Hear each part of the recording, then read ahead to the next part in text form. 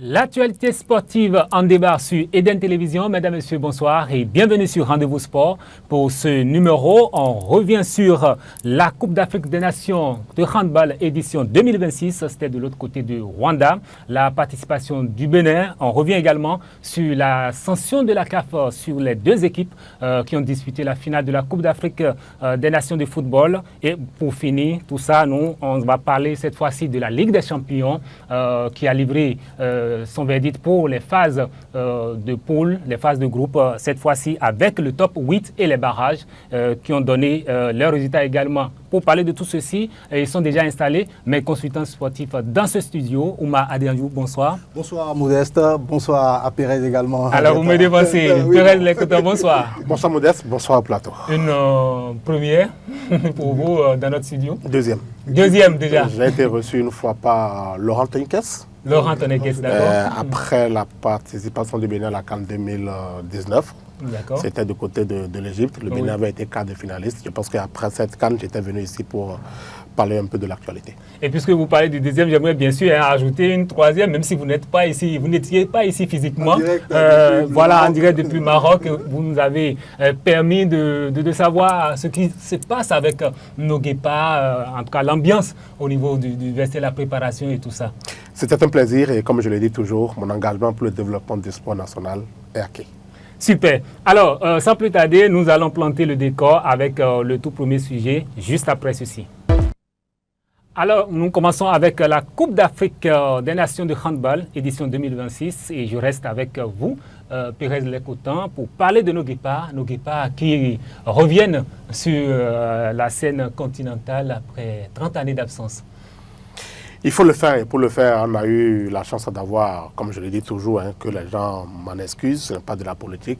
On a eu la chance d'avoir un président de la République qui est engagé dans le développement du sport parce que si le gouvernement n'était pas aux côtés ou à côté de cette fédération, rien ne se ferait. Ça, il faut avoir le courage de le dire.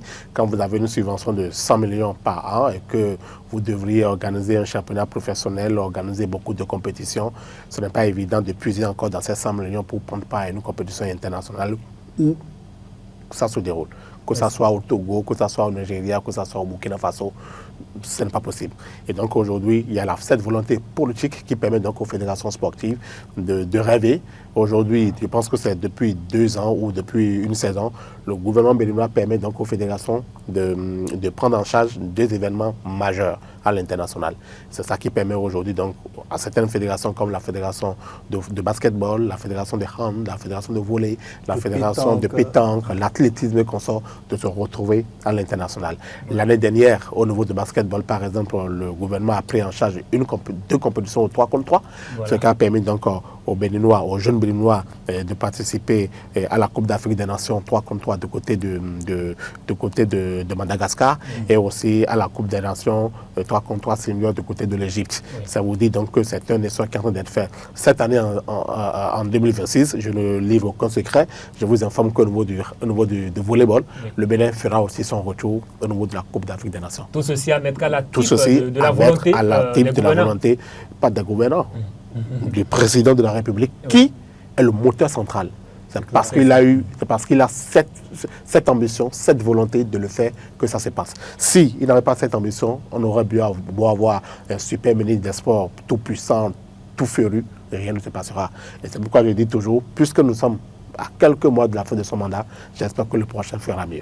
Et puisque nous parlons, vous avez fait tout à l'heure l'historique, ce qui explique l'absence du Bénin sur le plan de handball au plan continental, mais que le Bénin qui revient cette fois-ci pour participer cette fois-ci à la Coupe d'Afrique des Nations. On a vu cette équipe qui a livré en tout cas sa toute première entrée face au Maroc. Ça n'a pas été facile.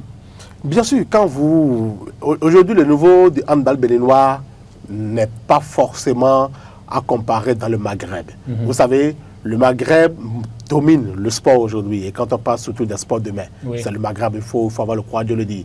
Ils sont en train de revenir aussi au niveau du football. Mais dans le sport de main, c'est là en fait. Et quand vous rentrez en compétition, subitement, vous avez la malchance de jouer contre le Maroc et que vous perdez 52-28, j'ai vu des gens dire, j'ai vu des gens crier, ils ne comprennent rien. Le Bénin peut prétendre battre le Maroc, l'Égypte au football. Mais ce n'est pas le même cas au hand. Au football, avec un seul fait de jeu, vous perdez ou vous gagnez. Ce n'est pas le cas au niveau du handball. Le handball, l'écart est là. Mais aujourd'hui, c'est déjà bien d'y participer. Et vous allez voir, quand le Bénin a perdu contre le Maroc 52-28, contre le Congo, on a perdu 26-22. Oui. Ça commence pas à être serré. Ça commence pas à être serré. Oui. Le troisième match, on a perdu difficilement 24-32. Et quand on a perdu ce match, à la pause, on faisait jeu égal avec le Cap-Vert. Après ces 3 matchs, le Bénin a été renversé dans la coupe du président. Oui. Et il faut rappeler que pour cette première phase, le Bénin a marqué son 14 buts et en a encaissé 110.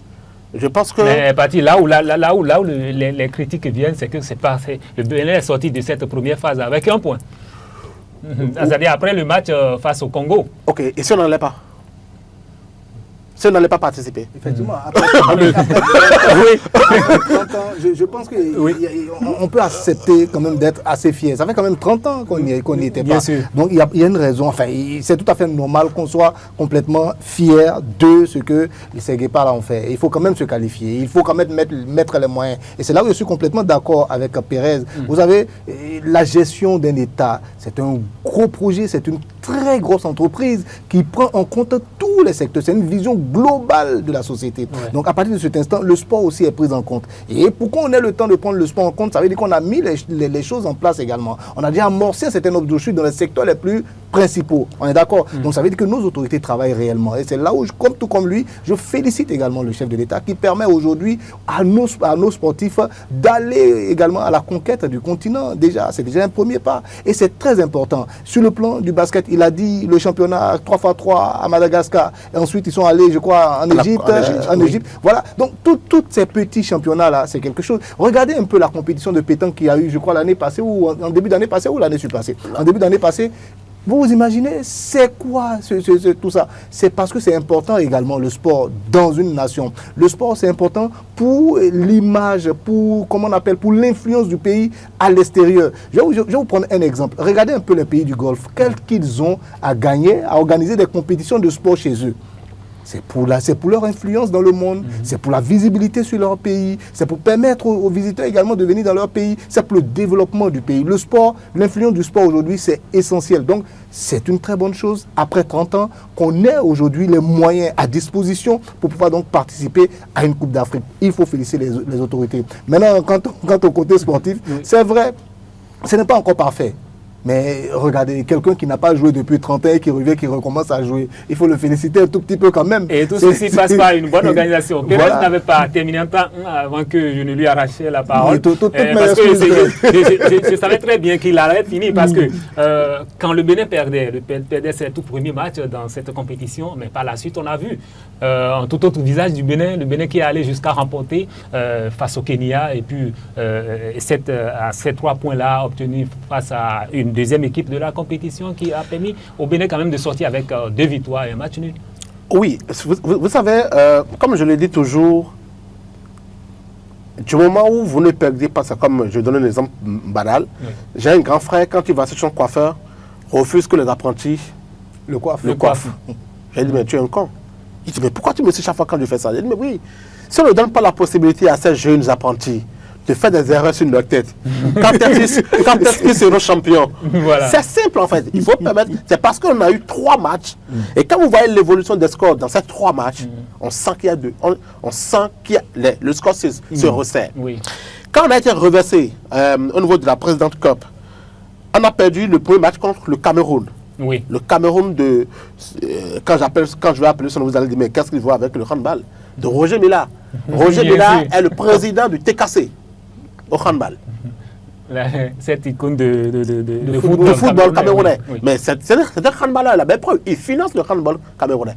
C'est le président du club du TKC. C'est l'une des légendes. Quand le Bénin accueillait l'une de ses premières compétitions ici au stade de l'amitié de Kourounou, en ce moment, Aremou, aujourd'hui président de la Confédération africaine de handball, était président de la fédération et en même temps était l'un des hauts cadres du ministère des Sports. Roger Mila était ici au stade de l'amitié. C'est là, moi, j'ai vu Roger Mila pour la première fois dans ma vie. Stagiaire à Radio Univers, il fallait marcher de campus vers le stade de l'amitié. Le Bénin a réussi, c'est vrai, a perdu, mais a fait presque jeu égal avec le Cameroun et a perdu 34-27.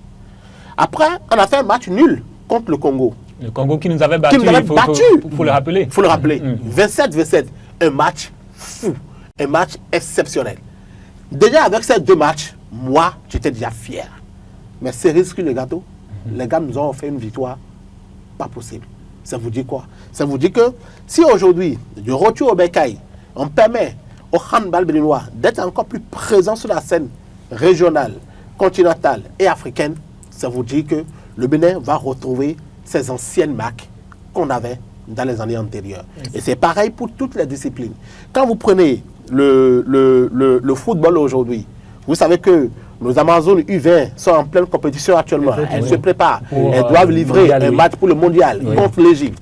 Vous savez très bien qu'on a été éliminé de justesse par le Nigeria l'année dernière.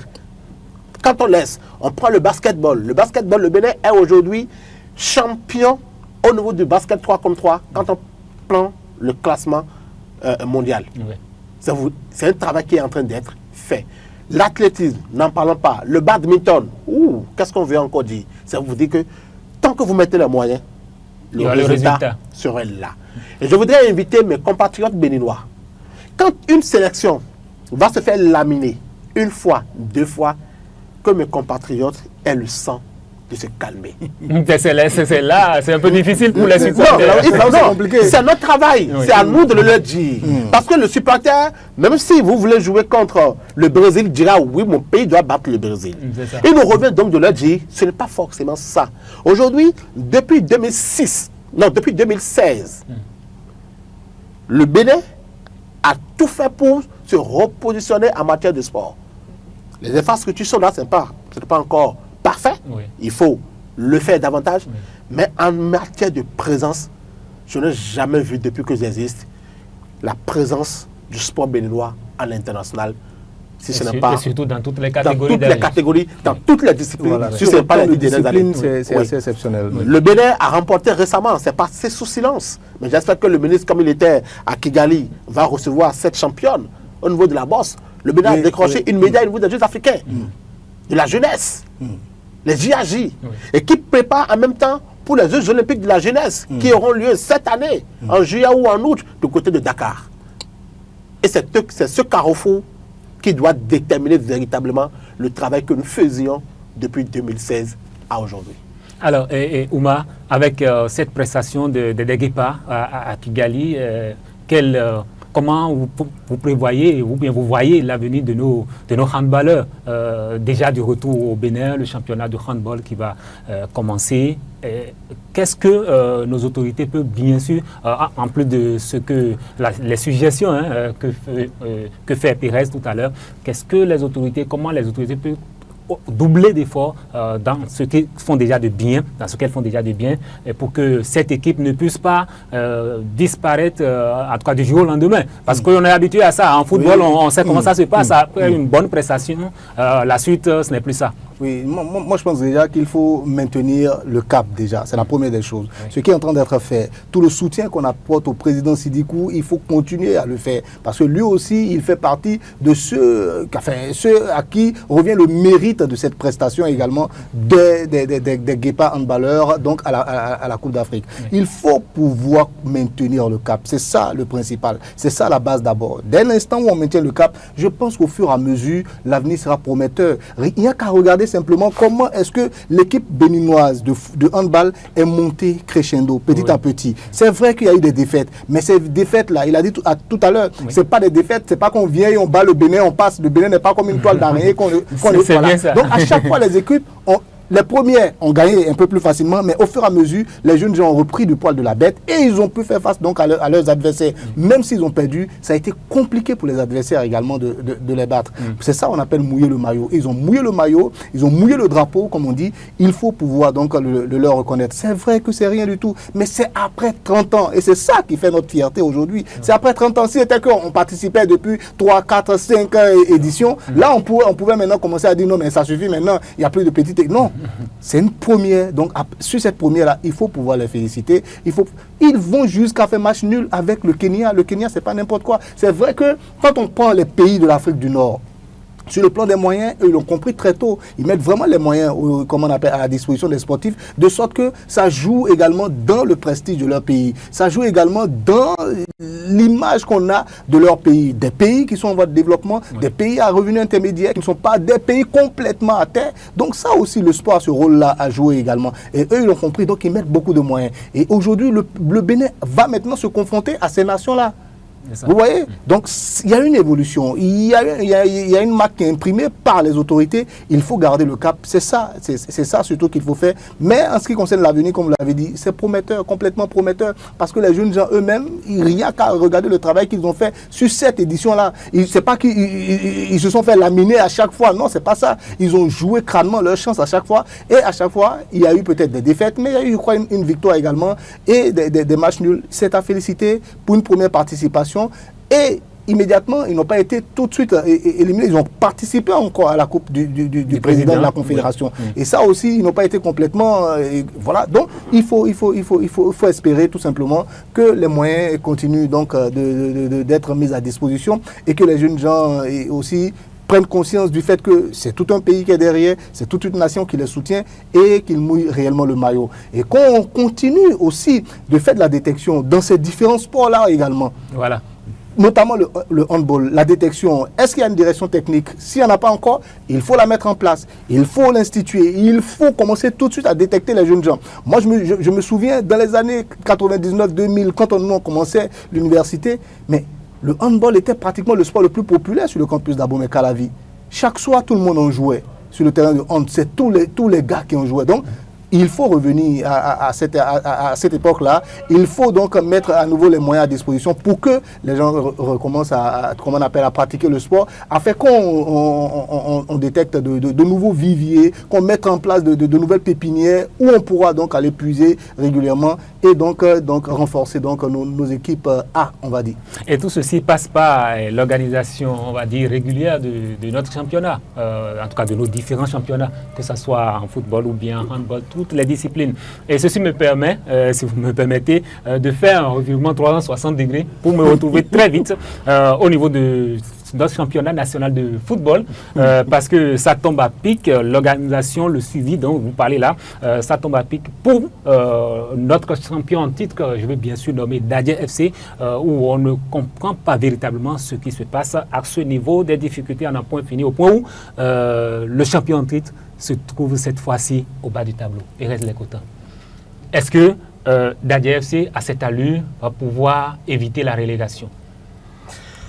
Malheureusement, je voudrais vous dire que je voudrais même que cette équipe aille en deuxième division. Ah, mais pourquoi? Oui, c'est le champion en titre quand même. Il y a la présidence qui te gêne beaucoup. Non, malheureusement, j'ai constaté que les gens veulent le départ de la présidente. Peut-être que après la relégation, elle va partir. On verra vraiment le dos du canard. C'est possible aussi. Sur ce sujet, je risque de parler pour mettre encore en difficulté la présidente. Parce qu'on penserait qu'elle m'a envoyé en mission. Je connais la maison. La belle preuve, les responsables le savent. L'ancien coach qui est aujourd'hui du côté, qui a signé dans un club, il a signé dans un autre championnat, il le sait. C'est mon équipe de communication qui a accompagné Dadier lorsque Dadier était vice-champion. Et a participé à la Coupe de la Confédération. Lorsque cette équipe a perdu contre El Kelani du Nigeria et a gagné ici au stade de l'amitié de Kourounou, il fallait jouer contre la Renaissance de Berkane, qui est venu nous battre ici difficilement, mais on a bu l'eau du côté du Maroc. On a bu la tasse. Oui, mais pourquoi? À cause de la mauvaise organisation. Comment vous voulez jouer contre une équipe marocaine? Vous descendez dans le pays à quelle heure? À 4 heures du matin. Alors que le match est prévu pour 16 heures. Heureusement, les Marocains étaient tellement gentils, ils ont décalé le match 2 heures après pour nous permettre de nous reposer. Le résultat est là. Et quand je vois déjà tout ça, et malgré ces difficultés, la direction se bat avec les entraîneurs, le staff technique et les joueurs pour maintenir la dynamique et finalement décroche le titre de champion contre qui? Coton FC. Et au finish, l'équipe descend totalement et aujourd'hui, dans du n'importe quoi, je pense que ce n'est pas du tout bien. Le dernier, la lanterne rouge. Je voudrais vous informer que avant le démarrage du championnat, il est dit à tous les joueurs qu'ils seront sans contrat à la fin du mois de mars. On le leur a dit. Et que ceux qui veulent rester verront un abattement sur leur salaire. On a vu ça pousser.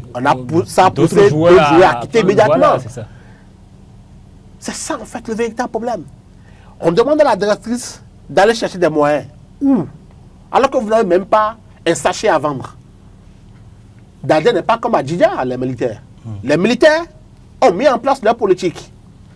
Et à part les ressources que donne l'État central, les militaires ont pu obtenir. Les militaires aujourd'hui constituent, pour ne pas dire, le club militaire est le seul club qui a un sponsor. Je mets au défi quiconque. On me dira oui, que Aspac a un sponsor. Non. Non, c'est pas un sponsor. Le port autonome, ils sont avec eux. Le port autonome, l'équipe lui appartient. Oui, mais c'est également le sponsor. Il y a une différence, ce n'est pas un sponsor. Ce n'est pas un sponsor. Si Eden TV et Diaspora FM se mettent ensemble pour créer un club, Eden TV et Diaspora ne se constituent pas un sponsor de l'équipe. Non, je vous comprends parfaitement. Mais ce que je veux dire, c'est que sur le plan de la manne financière, il y a quelqu'un qui est là, qui arrive à supporter. Voilà. Donc, merci beaucoup. Mais c'est pour vous dire qu'aujourd'hui, il va falloir que les responsables de Dadje réfléchissent mieux. Et aussi, l'autre problème qui n'a pas beaucoup plus arrangé la structure, je ne voudrais pas faire de la publicité pour la structure, c'est qu'à un moment donné, à l'interne, la structure ne se voyait pas forcément en griffe propriétaire du club. Avec des problèmes de justice. Au point où aujourd'hui, l'honorable Kazmi Sossou a dû reprendre le club Dadje, le club amateur. Alors que dans la convention, il est bien dit que le volet professionnel devrait être géré par la structure en question. Mais il n'y a eu aucun accord de partenariat entre le club amateur qui est régi par la loi. Bon, ce n'est plus 1901 parce que ça a été revu désormais. Oui. C'est de ça qu'il est question. Donc aujourd'hui, la structure se dit, je n'ai aucune garantie si je mets mes ressources financières dans ce club. Mais au même moment, il va falloir qu'on trouve une solution pour ne pas mettre affamé les joueurs, l'encadrement technique. Et pour ne pas véritablement salir l'image du Bénin. Parce que là, c'est l'image du Bénin qui est salie. Ce n'est plus la Fédération béninoise de football. Ce n'est plus Dadje. Ce n'est plus seulement Aplakwe et consorts. On parle du 229. Et quand c'est comme ça, je pense que c'est très grave. Quitter le rôle du sommet pour chuter de cette manière, ce n'est pas parce que l'équipe technique n'est pas qualifiée. C'est parce qu'aujourd'hui, l'équipe technique n'a plus les ressources qu'il faut. Ressources humaines. La dernière fois, le match a démarré à 10. En jouant, il y a eu des blessures. L'arbitre était obligé d'arrêter le match. Parce que la loi dit, vous ne pouvez pas être à moins de 5 ou 6 sur le terrain. Et il n'y a plus de profondeur de banc. Il n'y a personne, il n'y a que le coach qui est sur le banc. Il n'y a que le coach qui soit sur le banc. C'est bien malheureux. C'est malheureux. Vous savez, Modeste, pour Combré, un peu comme Pérez, vous savez, c'est quand même assez surprenant de voir Dadje à ce comment on appelle là, dans les tréfonds, que dis-je même, dans les bas-fonds du classement. C'est même une honte pour une équipe qui très récemment faisait partie, on va dire même du fleuron du football béninois quand le championnat a démarré. Voilà. C'était l'une des fiertés. Ouais. Nous tous, on était d'accord, on connaissait tous les noms des joueurs de Dadje. On disait à chaque fois, ah mais ceci là, oui il est de Dadje. Ah lui là, il est bon, il est de Dadje. Et aujourd'hui, regardez un peu l'image de Dadje. C'est une honte, la lanterne du championnat. Ça veut dire qu'il y a un véritable problème. Et moi, je ne connais pas complètement l'arcane de la structure comme Pérez, mais il y a une image qui me revient de cette présidente dont le nom m'échappe. Voilà, et cette dame-là, elle a fait beaucoup jusque-là. Sans moyens, on a vu où elle a pu amener cette équipe-là. Et aujourd'hui, normalement, quand une équipe gagne dans un championnat, quand une équipe fait partie des meilleurs d'un championnat, normalement, il doit avoir un petit retour quand même. Pourquoi est-ce que c'est maintenant qu'on a toutes ces difficultés-là? Donc ça veut dire qu'il y a un problème de gestion. Peut-être qu'il y a un problème avec la dame, je ne sais pas, mais il faut régler ce problème-là. Et quand on dit Dadje, tout de suite là, ça fait référence à une région. Où sont les responsables? Tous les cadres de cette région-là, ils dorment ou quoi? C'est quoi le problème? Dadje ne peut pas sombrer autant dans ce championnat-là. Quand le championnat a démarré, quand on était tous fiers, Pérez s'en souvient, on était tous fiers, on a désormais un championnat, tout le monde de temps en temps, on va dans les stades pour regarder, un peu partout dans le nord, tout le monde sort maintenant de la maison parce qu'il y a le football qui recommence au Bénin. Voilà. Et Dadje faisait partie des meilleures équipes. Mais Quand on dit Dadje, ça fait référence donc à cette région. Il faut que tout le monde mette la main à la poche. Il faut qu'on essaie de voir quel est le problème. Ce n'est pas seulement l'honorable Casimir Sossou seulement qui va se mettre. Non, il faut que tout le monde s'y mette réellement. Et pourquoi pas l'État aussi? Parce que c'est la première équipe qu'on a vu tout de suite dans ce championnat-là qui a émergé. L'État a oui, joué.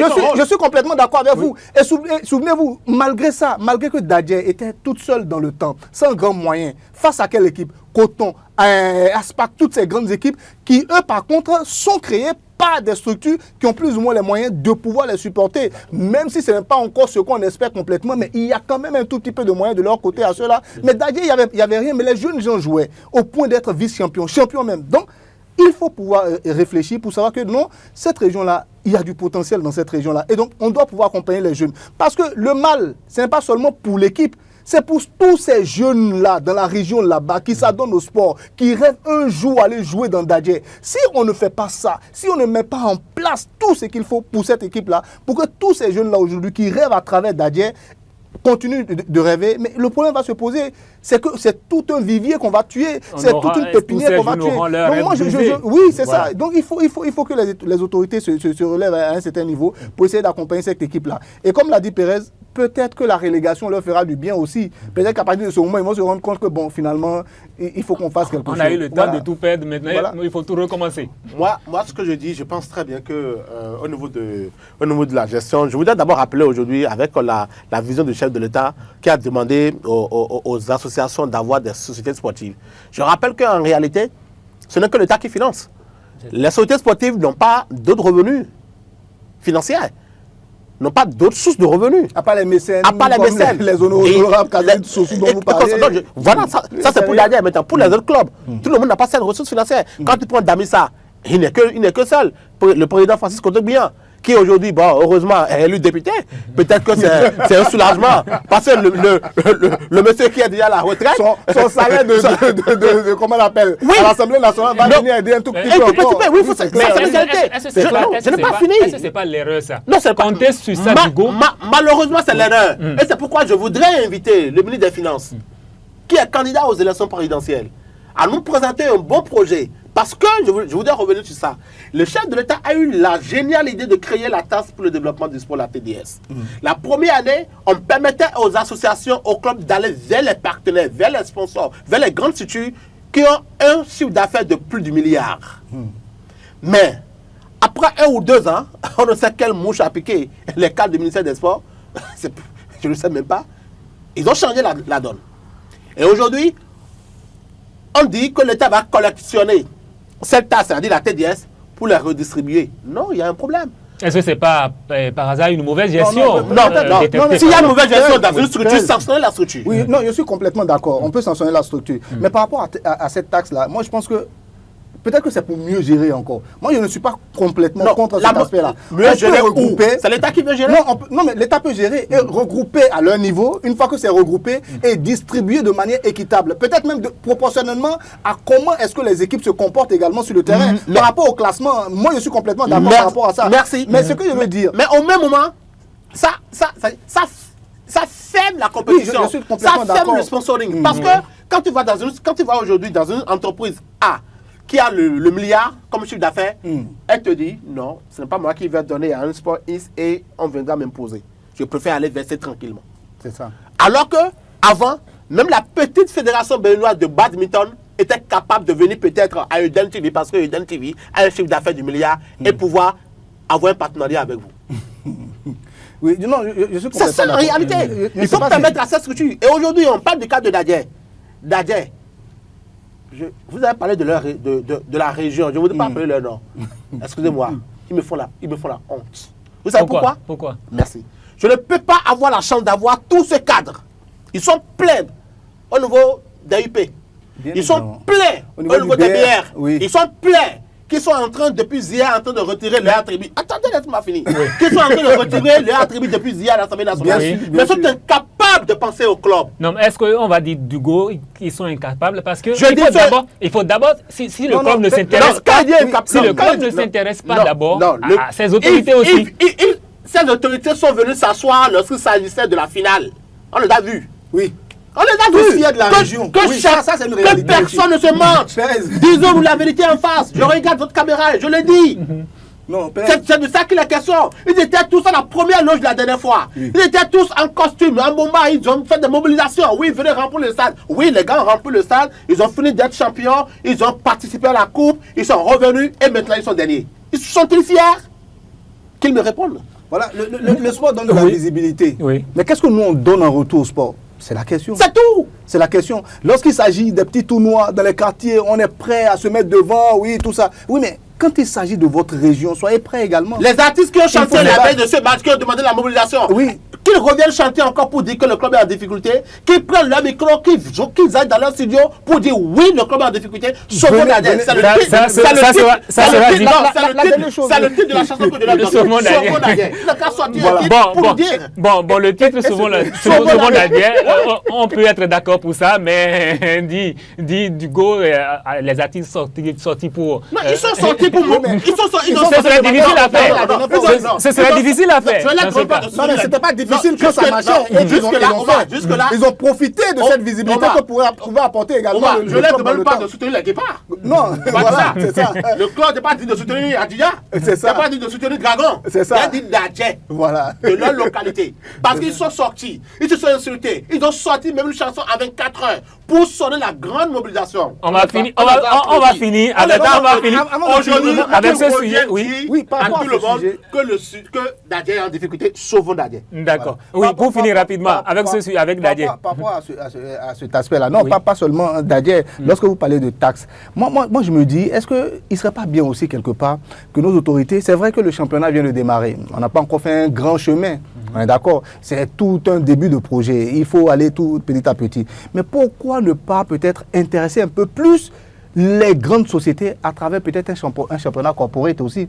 Je ne sais pas si vous comprenez. Un championnat où on va mettre en place, les grandes sociétés auront leur équipe, ça sera spécial, corporate, ça sera déjà un petit moyen de pouvoir les intéresser un peu plus au sport. Et là, comme ça, à travers donc et ce championnat corporate-là, on pourra donc de temps en temps leur permettre d'avoir ce lien-là avec le championnat national. Peut-être même la structure qui organise peut-être le championnat national va donc être mobilisée pour être la structure qui va organiser également le championnat corporate. Moi, je suis complètement dans cette optique-là. Et je pense qu'il y a les moyens pour accompagner nos jeunes au Bénin aujourd'hui. C'est pas beaucoup peut-être. Tout dépend de la volonté. Tout dépend de la volonté. Parce qu'il y a pas mal de jeunes qui partent du Bénin aussi et qui réussissent. Il y a pas mal de jeunes aussi, comment on appelle, anciennes gloires du Bénin, qui reviennent aussi et qui font beaucoup d'efforts également. Je pense à Michael Poté, d'où est parti Imran Issoufou. On peut toujours aider. Imran Issoufou n'a pas fait une club international. Il n'a pas fait une école de football international. Ce n'est pas au Real qu'il a appris à jouer. Ce n'est pas au Barça qu'il a appris à jouer. Mais quand il est sur le terrain, est-ce que vous n'êtes pas fier? Quand il prend le ballon dans les pieds des défenseurs et qu'il relance le ballon, vous n'êtes pas content. Voilà. Ça veut dire qu'on a du potentiel chez nous. Comment est-ce qu'on fait maintenant pour investir un peu plus avec les jeunes? De la même manière, aujourd'hui, qu'on a pu faire des réformes sur le plan, je vais dire, comment on appelle, de nos impôts, on peut faire également des réformes dans ce sens-là, en mettant à contribution, justement, ces grandes sociétés-là, qui ont pas mal de moyens, qui peuvent injecter un tout petit peu dans le sport, afin que le sport aussi prenne. C'est important. Des propositions que nous espérons ne sont pas tombées dans les oreilles du sourd. On va finir avec le championnat national, mais cette fois-ci avec le top du tableau. Et on voit là l'AS Soubebap et puis Buffle du Borgo qui sont désormais au coude à coude, sans oublier bien sûr Coton FC qui les suit de près. Oui, je pense très bien que quand tu prends, il y a AS Soubemap, il y a Buff, il y a Coton, il y a Aspac, il y a après AS Cotonou, le Topopo est 6e derrière quelque part.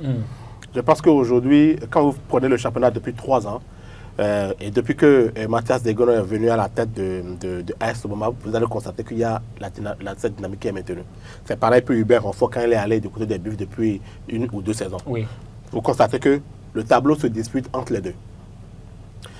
Quand Hubert Renfort débarquait à Parakou, je pense que les Buffs étaient dans les profondeurs du classement. Oui. Mais il les a remontés au point où ils ont terminé vice-champions. Non, ils ont terminé 3e ou 4e. 3e ou 4e. Je voudrais revenir sur un autre sujet. J'espère qu'on va en parler après. La qualité de nos entraîneurs. C'est important. C'est important. Il faut absolument qu'on en parle. Vous imaginez où je vais. Oui. C'est important pour moi. La qualité des entraîneurs. Parce qu'aujourd'hui, c'est de ça qu'il est question. Quand vous prenez aujourd'hui On parlait de la CAN, on a dit le top 4, ce sont les meilleurs du classement FIFA Coca-Cola. Ok. Comme me permettre aussi de dire aussi, comme je prends mon top au plan local, ce sont les meilleurs. C'est simple que ça. Voilà. C'est le travail. C'est le travail. On parle du résultat, on parle de l'encadrement technique et on parle aussi des moyens. C'est clair. Les moyens. Ceux qui sont là ne sont pas des étrangers. Oui. Les directeurs sportifs qu'on a recrutés à coups de milliards, que font-ils? Quel est leur rôle? Qu'on nous les définisse clairement. Moi, je préfère qu'on donne ces moyens, qu'on permette à nos entraîneurs locaux d'aller se faire former, de se former. Nous, revenez plus fort. Voilà. Quand vous prenez les quatre finalistes, on ne peut pas dire les 4 demi-finalistes de la CAN. Sont que des entraîneurs locaux. Des entraîneurs locaux. Oui. Moi, ça me va. Donc, ceux qui ont compris mon message peuvent comprendre. Oui, par rapport aux entraîneurs locaux, je parle des entraîneurs locaux pour aboutir à quelque chose qui est frappant dans le haut du classement chez nous, le haut du classement dans le championnat. Les entraîneurs locaux, je parle simplement de Pape Thiaw du Sénégal. Prenez l'équipe du Sénégal. Qui sont ceux qui ont rapporté la Coupe d'Afrique au Sénégal aujourd'hui? Prenez l'équipe de la Côte d'Ivoire. Allez vérifier très bien. Le premier qui l'a fait, c'était qui a rapporté cette coupe-là? Alors que Houphouët-Boigny, c'est-à-dire engager des expatriés pour venir entraîner ces équipes-là. La Côte d'Ivoire faisait partie des premières équipes d'Afrique à engager des expatriés. Mais à un moment, ils ont réfléchi, ils ont dit, mais en 1990, ils ont dit non, mais écoutez, à un moment, il faut que... Et ils ont commencé à former des gens de chez eux, et il y a un qui est parti, il a ramené la coupe. Regardez le Sénégal, 2 coupes, 2 entraîneurs donc, locaux, oui. 2 entraîneurs locaux. Vous voyez un peu ce que je veux dire? Donc il y a du vivier chez nous aussi. Les Béninois ne sont pas cons. Il y a des jeunes gens qui sont bons. Regardez Ouzérou ce qu'il fait avec les jeunes filles. Le pauvre, ça, oui. Le pauvre Zéro. Oui, regardez ce qu'il fait avec les jeunes filles. Je rappelle qu'il est sans contrat depuis. Hein. Voilà. Regardez ce qu'il fait avec les jeunes filles. Oui. C'est à saluer, vous êtes d'accord avec moi. Mais il faut qu'on fasse la même chose avec comment on appelle les hommes également. Cela dit, je reviens à ce que je vous disais qui est très frappant dans notre championnat. Tout à l'heure, on parlait de moyens. C'est le nerf de la guerre. Tout le monde le sait. Regardez, quelles sont les équipes qu'on cite? Coton, les corpos, Sobemap, Port Autonome. Tous ceux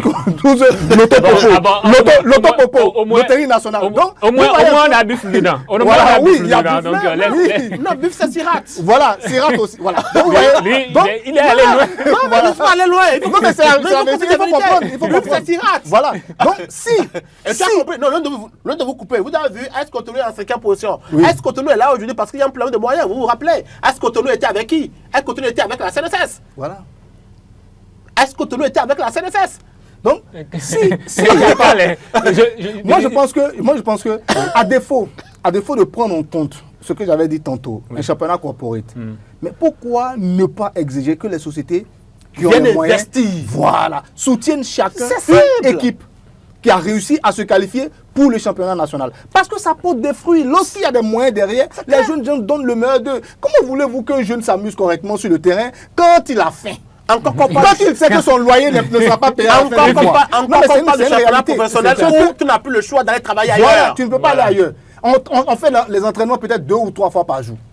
Comment vous voulez qu'il aille faire autre chose? Il n'a plus d'autres sources de revenus. Vous l'avez bloqué rien que pour ça. Donc à partir de cet instant, moi je pense que c'est bon d'avoir un championnat national, mais il est bon également de penser à tous ces jeunes gens-là qui jouent dans ce championnat-là aussi. Ils ont envie de fonder des familles, ils ont envie d'avoir le moral mais au beau fixe pour pouvoir donner le meilleur du spectacle dont ils sont capables. Donc si nous voulons le meilleur, il faut mettre les moyens. Et mettre les moyens, ce n'est pas seulement l'État qui va tout le temps mettre la main dans la caisse. Non, on ne dit pas ça. Mais il faut, parce que la preuve est là, je l'ai dit tantôt, quand il y a de grosses structures derrière, de grosses structures qui apportent une petite manne sur le plan financier, il n'y a pas de raison que ça ne marche pas. Donc, à partir de cet instant, puisque ça c'est vérifié, pourquoi est-ce qu'on n'établit pas cela comme une règle et dire à tout le monde, écoutez, vous êtes quoi? Vous gagnez. Voilà. Écoutez, nous on a notre championnat ici, qui vous supportez. Désignez-le nous et on va coller son nom à votre comment on appelle, entreprise. Voilà, à votre entreprise. Donc, moi je pense que c'est comme ça aussi qu'on pourra développer les choses. Voilà. Oui. Pour en finir rapidement. Pour en finir, moi je voudrais inviter les clubs à aller suivre un seul modèle. Ils peuvent me traiter de tout ce qu'ils veulent, j'en assume entièrement. Il faut qu'ils aillent copier le modèle militaire à Djidja. Lorsque vous aurez un peu de temps, allez contacter ces militaires pour qu'ils vous expliquent comment ça marche.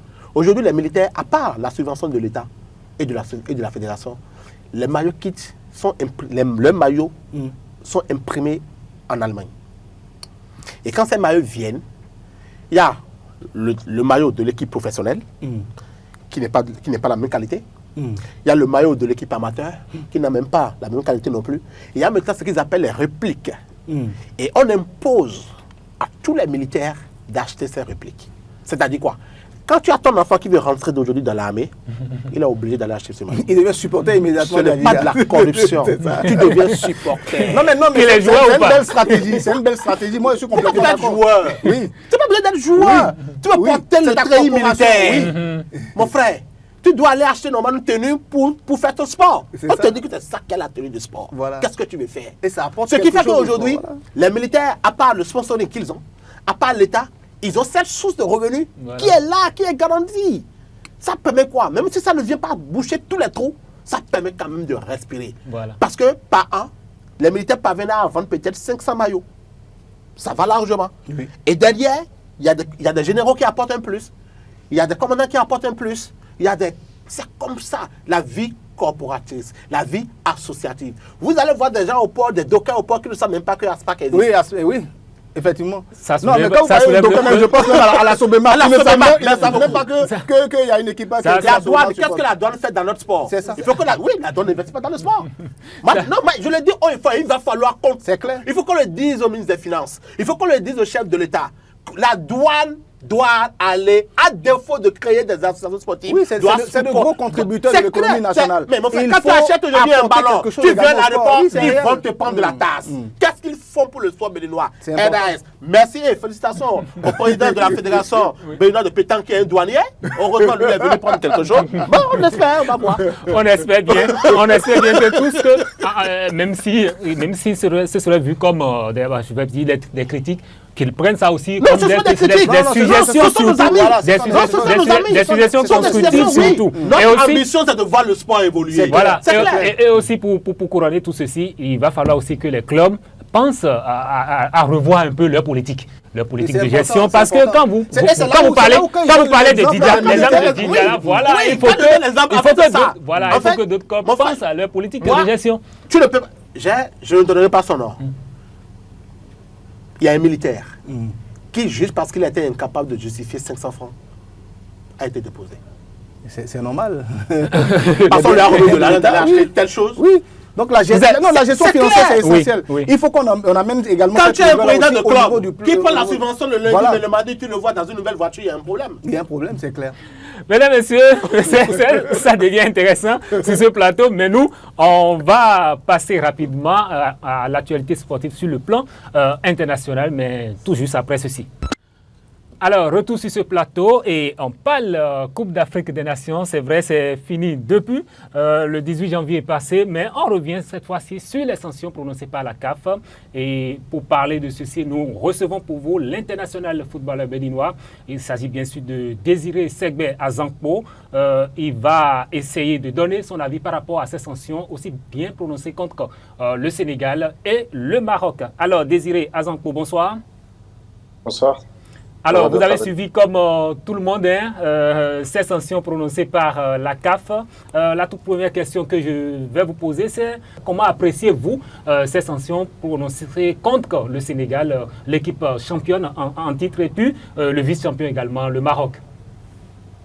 Alors, pour moi, ces questions, déjà, très heureux d'être avec vous. Ces sanctions, pour moi, vous avez une question fondamentale qui est responsable de quoi exactement dans un moment de tension extrême, avec une finale continentale quand même, hein, suivie par des millions de francs. Voilà. Pour les joueurs, il faut être très clair. Il y a des gestes violents, des propos dépassés ou des comportements inappropriés. Oui. Voilà, je peux comprendre. Mais je pense que ces sanctions sont à prendre de deux façons. Le maillot, le statut ou l'émotion du moment ne peuvent pas excuser les actes des joueurs. OK? Ouais. Mais ces sanctions doivent être simplement basées et établies. Des images. Concernant le sélectionneur sénégalais, Oui. la CAF touche quelque part, enfin je dis, quelque chose de sensible. Un entraîneur est responsable de son attitude, de ses paroles, Oui. de ce qu'il transmet à son groupe. Mais il ne peut pas devenir le bouc émissaire d'un climat global tendu. Porter le poids d'un événement qui passe parfois de bonnes touches. On parle quand même de grosses nations africaines. Il y a des millions de gens derrière. Vous voyez ce que je veux dire? Moi, à mon sens, Oui. la CAF gagnerait à être plus transparent dans cette décision et à accompagner l'instruction de mesures éducatives. Et surtout prévenir, corriger et responsabiliser tout l'écosystème en fait. Voilà. Pas seulement une équipe ou un pays, mais punir sportivement un champion pour une contestation ponctuelle, ce serait créer un précédent dangereux et profondément injuste. Parce que sur les matchs africains, moi je parle en tant que Béninois, on l'a suivi aussi ce genre d'injustice. Et je peux vous en citer cette anecdote. Bien sûr. Le Sénégal a gagné sur le terrain, Effectivement. sur l'ensemble du tournoi. Ok? Oui. Le titre doit rester acquis. La CAF a une raison de tracer une ligne claire entre contestation, sanctions disciplinaires éventuelles. Oui. Ouais. Et puis, ça vous parlez du titre, la CAF a quand même précisé, hein, le titre reste au niveau du Sénégal. Pas question de retirer ce titre au Sénégal, malgré la réclamation du Maroc pour que ce titre-là leur revienne, en tout cas, sur tapis vert. Oui, ben, vous savez, moi j'ai envie de dire un truc. Retirer un trophée à un champion, pour moi, c'est comme la bombe atomique. En fait. Si on doit retirer tous les trophées qui ont été acquis injustement, Oui. je pense qu'il y a très peu de pays qui seront champions d'Afrique. Ah bon, mais pourquoi? Vous voyez ce que je veux dire? Oui. C'est un fléau en Afrique.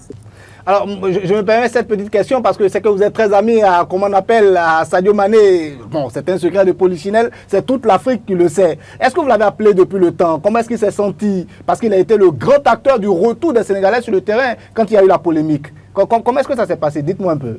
Vous l'avez eu au téléphone? Bien sûr, on s'appelle Alors, moi, très honnêtement, je n'ai pas été surpris. Voilà, pourquoi? Je disais donc que sa réaction ne m'a pas surpris parce que quand l'événement s'est passé, moi je m'attendais à ça. J'étais convaincu qu'il a, en tout cas, essayé de convaincre les copains de rester.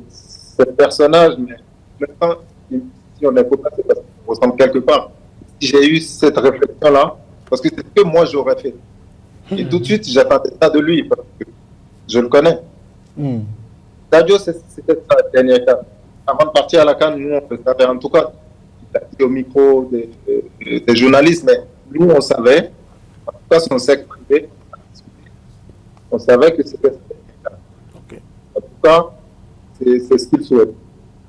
Il ne se voyait pas, Sadio, sortir du terrain comme ça, pour sa dernière, en fait. Ça fait un. Et de deux, il me dit, on n'a pas le droit. Donc, pourquoi on sortirait en fait? Pourquoi il faut qu'on reste en fait? Parce qu'effectivement, selon le règlement, si tu sors pendant un certain temps, je pense que tu perds le match sur tapis vert. Voilà. Ouais. Donc, il dit on n'a pas le droit. Moi, c'est mon dernier. J'ai pas envie de sortir comme ça. On est des hommes. S'il y a injustice, il y a des télés qui voient ça. Le monde entier voit ça. Oui, on l'aura compris. Il a quand même opiné sur cette question, ces sanctions de la CAF par rapport à ces deux équipes. Nous, on revient sur ce plateau rapidement et on va finir très vite parce que le temps nous est déjà compté. Pour parler de ces sanctions, en quelques mots seulement, quel est votre ressenti par rapport à ces sanctions? Est-ce que la CAF a bien fait de prononcer ce type de sanctions? Je ne veux pas savoir si la CAF a bien fait. Mais toute décision qui ne retire pas le titre de champion au Sénégal me va. Simplement. Oumar. Oui, moi, je vais dire par contre que je suis complètement satisfait de la sanction pour deux raisons. La première, comme Pérez, on n'a pas retiré, enfin, le titre de champion n'est pas remis en cause pour le Sénégal. Ça me va complètement. Et l'autre cause pour laquelle ça me va, c'est que c'est équitable. Autant on a sanctionné le Sénégal, autant on a sanctionné également le Maroc. Et si vous regardez le total que les deux pays doivent payer, ça fait 369 millions de francs CFA. C'est pratiquement la même chose pour les deux pays. Et moi, je pense que c'est plutôt équitable. Il n'y a aucun, aucun problème avec. Désiré de retour. Oui. Donc, on était en train de dire, on parlait donc de cette sanction-là, donc de la CAF et la réaction de Sadio Mané. Et vous nous dites que vous n'êtes pas très surpris, en fait, de la réaction de Sadio Mané, que c'était comme ça que vous-même vous aurez réagi. Alors, on vous écoute pour conclure rapidement. Voilà. À partir de là, il s'est dit, venez, on y croit, on joue jusqu'au bout, on sort comme des hommes. Et le reste, ça a pris peut-être ça. Il y a un Dieu au ciel qui porte tout. Et puis il y a le monde entier qui regarde.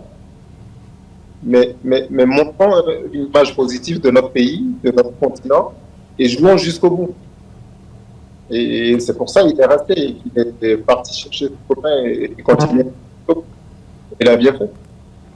Alors, merci Désiré. Je rappelle que vous êtes un international béninois, évoluant désormais de l'autre côté de Standard Liège. Je pense bien dans le Belge. La Belgique. Oui. Voilà. Désiré? Désiré? Oui. On sait que vous êtes béninois. Quels sont vos projets pour le Bénin dans les années à venir? Parce que là, vous êtes presque à la fin de votre carrière internationale avec le Bénin. Écoutez, déjà, je pense qu'un soldat de la nation ne prend pas la retraite. La retraite n'est pas au rendez-vous. Donc, je ne suis pas venu ces derniers temps parce qu'une personne a décidé que. Mais bon, ça, moi, cette personne partira un jour, moi, je serai béninois et je reste à la disposition de mon pays, quoi qu'il arrive. Okay. Mais pour l'avenir, j'ai des projets, je vais dire personnels, qui serviront certainement au pays.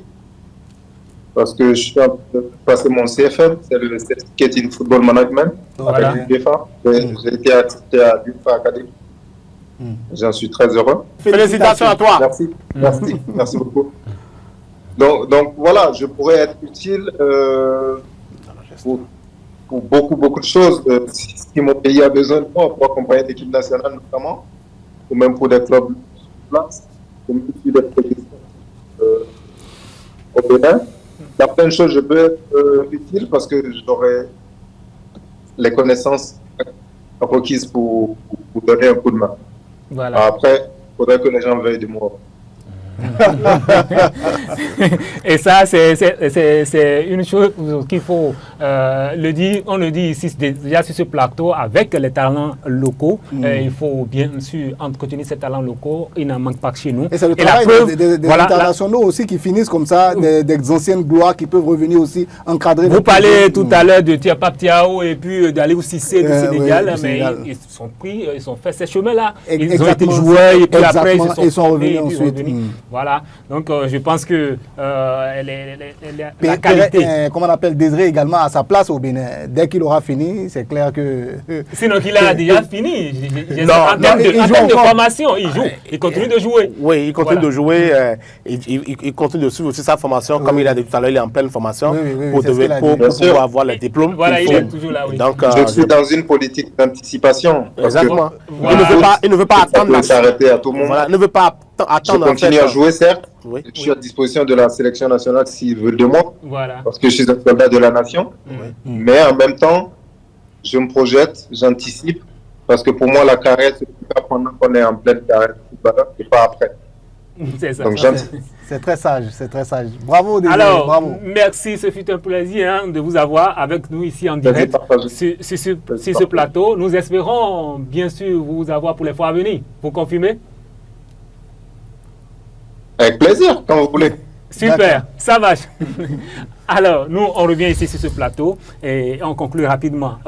Dernier mot sur ce sujet de descension. On ne va plus pouvoir parler de la Champions League. Oui, on en parlera dans les prochaines surtout éditions. Avec les barrages qui vont commencer prochainement, on va en parler. 17-18 comme ça. Voilà. Le mardi prochain, certainement que Pérez sera toujours là. On va en parler. Voilà. Le dernier mot dont je demandais tout à l'heure, c'était par rapport à l'ascension, mais cette fois-ci, surtout la deuxième, on va dire, une deuxième décision de la CAF qui stipule, qui rejette cette requête de Maroc qui demande le retrait du titre? Oui, ça aussi, c'est inimaginable. En deux mots, hein, pour finir. Oui, en deux mots. Oui. Aucun, comment on appelle, aucun pays, enfin, aucune confédération, normalement, ne devrait accéder à une telle requête parce que c'est jeter de la poudre au feu. C'est aggraver complètement la situation. Ce qui s'est passé était suffisamment grave déjà. Ça a déjà terni suffisamment l'image de comment on appelle, du football africain. Donc,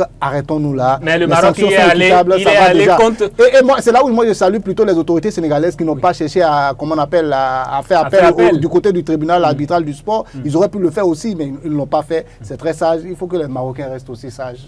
Ça sert à rien. Non, en fait, ils sont sages parce qu'ils sont allés à partir du test. Non. Il y a le test de la commission disciplinaire de la CAF qui stipule si une équipe arrivait pour une raison donnée, à quitter le terrain, que cette équipe perd, cette rencontre-là, et puis la suite de la compétition aussi. Il y a une erreur que nous commettons tous, que vous commettez vous tous, que les Africains commettent. Le Sénégal n'a jamais quitté le terrain. Ah bon? Le Sénégal aura quitté le terrain quand Sadio Mané aurait quitté le dernier joueur. Voilà. Sadio Mané est resté sur le terrain. Oui. Et quand il s'agissait d'aller appeler ses coéquipiers, il a tout fait pour ramener d'abord un joueur avant de partir. C'est un professionnel. Et je pense que Désiré l'a si bien rappelé. Dit tout à l'heure. Je voudrais inviter la Confédération africaine de football à être professionnelle et à inviter les fédérations qui accueillent des compétitions à être professionnelles. Donc, par conséquent, le Maroc devrait rester professionnel. Malheureusement, ils ne l'ont pas été. Alors, mesdames et messieurs, c'est la fin de cette émission. Nous vous donnons rendez-vous la semaine prochaine pour un autre numéro. D'ici là, portez-vous bien. Au revoir.